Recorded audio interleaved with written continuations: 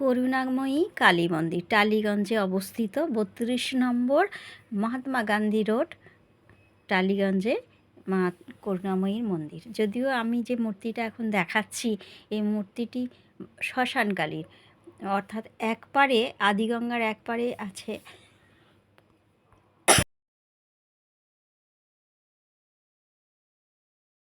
মাতা শ্মশানকালীর মানে করুণাময়ীর মন্দির। আর ওখান থেকে বেরিয়ে আসলেই দেখা যায় মন্দিরের চূড়া।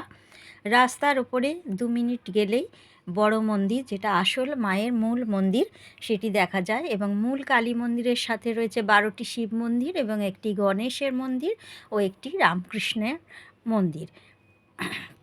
স্থানীয় সাবর্ণ রায়চৌধুরী পরিবারের জমিদার তথা কালী সাধক নন্দদুলাল রায়চৌধুরী মহাশয় এই মন্দির প্রতিষ্ঠা করেছিলেন।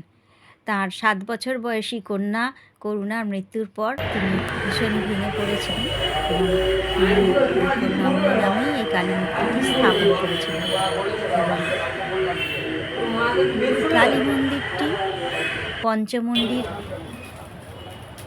আসনে নির্মিত এবং জনশ্রুতি শোনা যায় কালী সাধক নন্দদুলাল রায়চৌধুরী সাবর্ণ রায়চৌধুরীদেরই বংশের তিনি ছিলেন। তিনি স্বপ্নাদেশ পেয়েছিলেন মায়ের এবং আদিগঙ্গা তীরে সাবর্ণ চৌধুরীদের ঘাটে গিয়ে একটি কালো পাথর পেয়েছিলেন। সেই পাথরকেই মূর্তি তৈরি করা হয় পাথরটি থেকে। এবং যেহেতু শিব এবং কালী একই পাথরে নির্মিত হয়েছিল, সেই জন্যে এখানে শিব মূর্তি এবং কালী মূর্তি দুটোই কালো রঙের।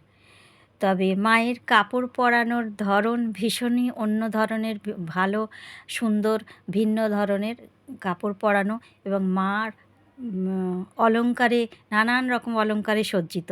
সেই জন্য হয়তো নিরাপত্তার খাতিরেই হোক জনসাধারণের এখানে ফটো তোলা ভিডিও করা একেবারেই নিষিদ্ধ। আমি একটা যে ভিডিও করেছি সেটা ওই শ্মশানকালী মন্দির এবং রাস্তার ওপর থেকে আমি ভিডিও করেছি। মায়ের মূল মন্দিরের সামনে গিয়ে কোনো ফটোও তুলিনি এবং ভিডিও করিনি। ছোটোবেলা থেকে অনেকবার ওখান দিয়ে যাতায়াত করেছি। যাতায়াতের পথে মায়ের মন্দির দেখতাম এবং শ্মশানকালী মন্দিরের মূর্তিটি দেখাই যেত। তো সেই খুব ইচ্ছা ছিল যে মন্দিরে একদিন ঢোকার। তো এইবারে সেই সুযোগটা হয়, কারণ আমি ছোটোবেলা থেকে আমার মায়ের মুখেও শুনেছি সাবর্ণ রায়চৌধুরীদের এই করুণাময়ী কালী মন্দিরের কথা। কারণ আমার মামার বাড়ি বেহালায় শখের বাজারে সাবর্ণ রায়চৌধুরীদের পাশেই ঘোষেদের বাড়ি। তো সেই জন্যে মায়ের মুখে অনেকবার এই মা করুণাময়ী মন্দিরের মায়ের কথা শুনেছি। উনি খুবই জাগ্রত এবং যেহেতু জমিদার বাড়ির মা, হয়তো সেই জন্যে তিনি বহু অলঙ্কারে সজ্জিত। সেই জন্যে মিডিয়া ফটো তোলে, মিডিয়ার অনেক, আপনারা গুগল সার্চ করলে হয়তো পেয়েও যাবেন অনেক কিছু মায়ের সম্বন্ধে। কিন্তু আমি যেটুকু জানি সেটুকুই আপনাদের শোনানোর এবং দেখানোর চেষ্টা করলাম। ভালো লাগলে অবশ্যই লাইক কমেন্ট শেয়ার করুন আর সাবস্ক্রাইব করে পাশে থাকা বেল আইকনটাকে প্রেস করতে একেবারেই ভুলবেন না। মার যেটা আসল কথা, নন্দদুলাল রায়চৌধুরীর কন্যা 7 বছর বয়সে মারা গিয়েছিলেন। সেই জন্য মাকে এখানে সেই 7 বছরের কন্যা রূপেই পূজা করা হয়। এবং মায়ের মূর্তিটি অপূর্ব এবং ভিন্ন ধরনের, দেখেই একটা ভক্তি আসে, প্রণাম করতে ইচ্ছা করবে। হয়তো সবাইকে ঢুকতে দেয় কিনা জানি না। দেখুন মন্দির একদম আলোয় আলোকিত। আমি সন্ধ্যাবেলায় গিয়েছিলাম, সেই জন্যে মন্দিরটি ভীষণ সুন্দর লাগছিল বাইরে থেকে এবং আমি রাস্তার থেকেই সেই জন্যে একটু ফটো তুলেছিলাম। কারণ মায়ের মূল মন্দিরে ফটো তোলা একেবারেই নিষেধ, বারণ। যা ফটো তোলে মিডিয়ার লোকেরা হয়তো ওনাদের পারমিশন আছে, স্পেশাল পারমিশন, ওনারা তুলতে পারেন, কিন্তু জনসাধারণের জন্য একেবারেই নিষিদ্ধ।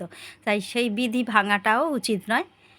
আবারও বলি, ভালো লাগলে লাইক কমেন্ট শেয়ার করবেন আর সাবস্ক্রাইব করে পাশে থাকা বেল আইকনটাকে প্রেস করতে একেবারেই ভুলবেন না। তাহলে আমি যা ভিডিও আপলোড করব তার নোটিফিকেশন আপনাদের কাছে চলে যাবে। আজকের মতো ভিডিওটি এখানেই শেষ করলাম। সবাই ভালো থাকুন, সুস্থ থাকুন, সাবধানে থাকুন। সবাইকে অনেক অনেক ধন্যবাদ জানিয়ে এখানেই শেষ করলাম। এখানে আরও একটা কথা বলে রাখি, মন্দিরটি সম্ভবত 1760 সালে তৈরি হয়েছিল, অর্থাৎ প্রায় 265 বছরের পুরানো এই টালিগঞ্জের মন্দির।